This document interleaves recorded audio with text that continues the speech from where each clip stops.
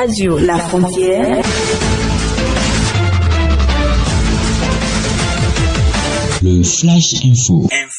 27 degrés, orage de faible intensité, c'est le temps qu'il fait à Abomey-Calavi la soirée de ce jeudi 14 mai 2020 et par le même, le temps pour nous de vous faire le tour de l'actualité en quelques minutes. On y va et on démarre par le point de la situation du Covid-19 au Bénin avec 25 799 tests PCR plus TDR réalisés. Depuis le 3 mai 2020, le Bénin enregistre à la date du 13 mai 2020 un total de 339 cas confirmés avec 254 personnes sous traitement, 83 personnes guéries et 2 décès. On poursuit avec les informations hors de l'Afrique. En Indonésie, la découverte de cas de maltraitance proche de l'esclavage à bord de navires de pêche chinois fait les grands titres des journaux du pays après la mort de 4 jeunes Indonésiens décédés après plusieurs mois.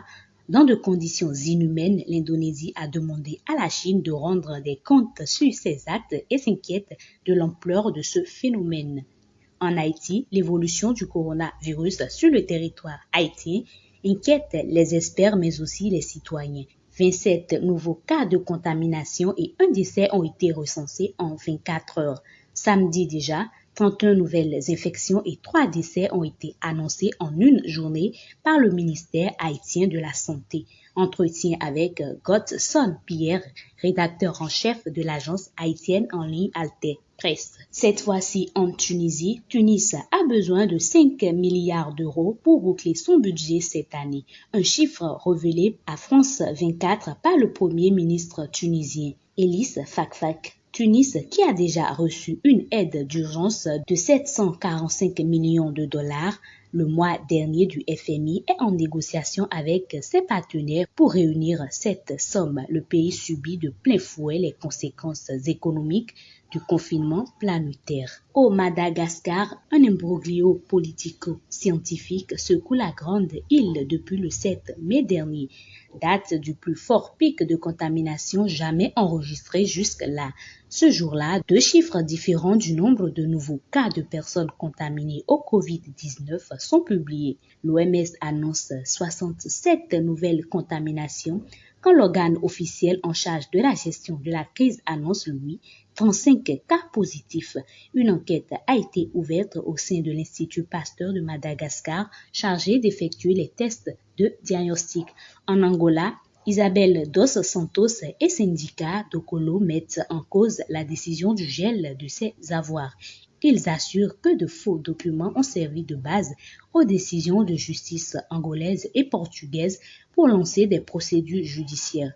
Le parquet dément et assure que ce ne sont pas ces pièces qui lui ont servi de base à la décision. Et voilà, c'est tout pour ce condensé de l'actualité. Si vous êtes au Bénin, vous pouvez joindre le centre d'appel Covid-19 au numéro 136 pour toute information au sujet du coronavirus, dépistage, prise en charge, isolement, signalement et questions diverses.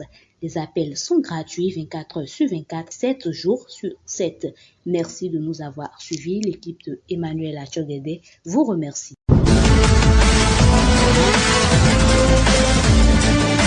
Radio La Frontière. Le Flash Info. Radio La Frontière. J'ai voulu partir, j'ai essayé de te retenir, mais j'ai vite compris que cette fois c'est fini. Tu me disais tout, Radio La Frontière. celle avec qui tu rêvais de faire ta life. Je les comprends, mais pourquoi c'est comme ça, Loin de toi, Radio La Frontière.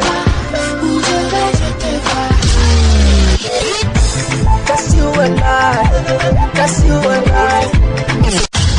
Radio La Frontière. Tout de suite, l'espace publicitaire sur votre radio.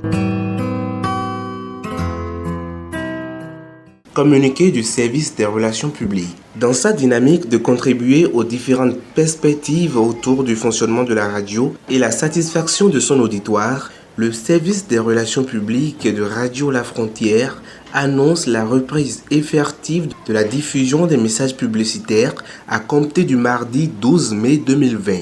Les messages publicitaires passeront 3 fois la semaine, respectivement au jour de diffusion des flash infos. Par ailleurs, la reprise de ces travaux est prévue à une date ultérieure qui vous sera indiquée. Nous restons toujours plus près de vous. Pour le service des relations publiques, la chef publicité, Grace Fanou. Communiquer. Précautions pour éviter les coronavirus. Se laver fréquemment les mains à l'eau et au savon ou avec une solution à base d'alcool. Éviter de cracher et de se moucher sur le sol. Se couvrir la bouche et le nez avec un masque médical, un mouchoir en papier ou le creux du bras lorsqu'on tousse ou éternue, puis jeter le masque ou le mouchoir et se laver les mains. Si vous portez un masque facial, assurez-vous de bien couvrir la bouche et le nez. Évitez de toucher le masque qui est en place. Le jeter immédiatement après utilisation s'il est à usage unique et se laver les mains aussitôt après. Évitez tout contact étroit non protégé avec des personnes ayant la fièvre et la toux. Consultez un médecin en cas de fièvre, toux et difficultés respiratoires. En cas de maladie pendant le voyage, informez le conducteur ou l'équipage. Consultez un médecin sans tarder et partagez ses antécédents de voyage. Évitez tout contact direct non protégé avec des animaux sauvages ou d'élevage et des surfaces en contact avec des animaux. Notez bien, toute personne récemment revenue d'un voyage dans un pays à risque, notamment au cours des 2 dernières semaines et présentant l'un des signes de la maladie, doit appeler les numéros 95 36 11 04 ou 95 36 11 02 du SAMU pour être prise en charge avec diligence. Communiquer. Le ministre de l'Industrie et du Commerce communique. En vue d'éviter la propagation du virus COVID-19 dans notre pays, le gouvernement a entre autres mesures mis en place un cordon sanitaire pour limiter les déplacements non nécessaires des personnes vers d'autres localités. La circulation des vivres et des marchandises n'est pas concernée par cette mesure. Cependant, il m'a été donné de constater que certains commerçants prennent cela comme prétexte pour créer de la surenchère sur les produits de première nécessité tels que le riz, le gari, le maïs, l'huile, le sucre, le savon, la tomate, le mil, le haricot et le bétail qui sont pour l'essentiel des produits locaux. Le gouvernement ne saurait tolérer une telle spéculation qui fragilise le panier de la ménagère. À cet effet, toutes les dispositions sont prises pour sanctionner avec la dernière rigueur tout commerçant qui se donnerait à une telle pratique déloyale. À cet effet, toutes les dispositions sont prises pour sanctionner avec la dernière rigueur tout commerçant qui se donnerait à une telle pratique déloyale. Je compte sur le sens de responsabilité de chaque commerçant et invite les uns et les autres à soutenir le gouvernement dans les efforts qu'il fait pour éviter la propagation du virus COVID-19 dans notre pays. Pour la ministre de l'Industrie et du Commerce et pour ordre le secrétaire général du ministre, Hamza Bissirio Salami. Parce que les opportunités t'amènent à développer un bon chiffre d'affaires, parce que les opportunités t'amènent à être un bon leader en matière d'entrepreneuriat, le groupe Only Sources organise sa première édition du Forum international des chasseurs d'opportunités FICO. Panel de discussion, séance de coaching suivi d'échanges et la présentation d'opportunités entre participants autour d'une table ronde. Prenez le rendez-vous le samedi 6 juin 2020 à 14h à la salle de conférence du centre